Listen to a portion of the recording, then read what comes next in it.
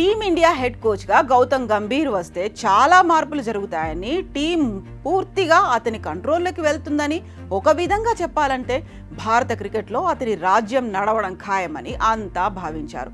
అంతా అనుకున్నట్లుగానే గంభీర్ తన మార్క్ చూపిస్తున్నాడు. హెడ్ కోచ్గా నియామకం జరిగి ఇంకా ఫీల్డ్లోకి దిగకుండానే స్టార్ క్రికెటర్లతో పాటుగా యువ క్రికెటర్లకు షాక్ ఇచ్చాడు. అలాగే కొంతమంది కుర్రాళ్ళు సర్ప్రైజ్ కూడా ఇచ్చాడు. మరో సంచలన విషయం ఏంటంటే గంభీర్ ఏకంగా రోహిత్ శర్మ, విరాట్ కోహ్లీనే భయపెట్టినట్లు కూడా గుసగుసలు వినిపిస్తున్నాయి. అదెలాగో ఇప్పుడు చూద్దాం.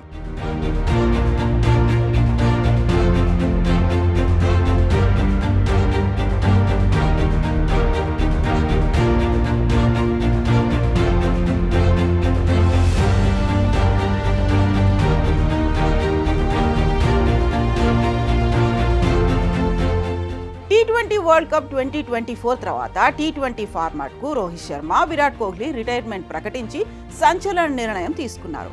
ఎలాగూ టీ20 వరల్డ్ కప్ గెలిచాం కాబట్టి కాస్త రెస్ట్ తీసుకుని న్యూజిలాండ్తో టెస్ట్ సిరీస్తో తిరిగి గ్రౌండ్లోకి దిగాలని రోహిత్, కోహ్లీ భావించినట్లుగా వార్తలొచ్చాయి.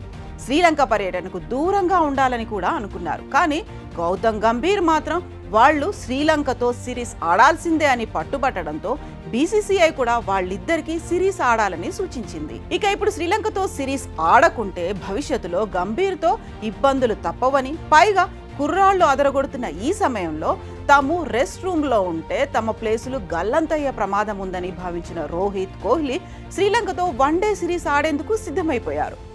పాత కోచ్ రాహుల్ ద్రవిడ్ ఉంటే ఖచ్చితంగా రోహిత్, కోహ్లీ రెస్ట్ తీసుకునేవారని, కానీ గంభీర్ హెడ్ కోచ్ కావడంతోనే వాళ్ళిద్దరూ ఆడుతున్నారంటూ కామెంట్స్ వినిపిస్తున్నాయి. ఇక ఒక విధంగా చెప్పాలంటే వాళ్ళిద్దరూ గంభీర్కు భయపడ్డారని కొంతమంది నెటిజన్లు అంటున్నారు. మరి ఈ విషయంలో ఈ అభిప్రాయాలను కామెంట్ల రూపంలో తెలియచేయండి.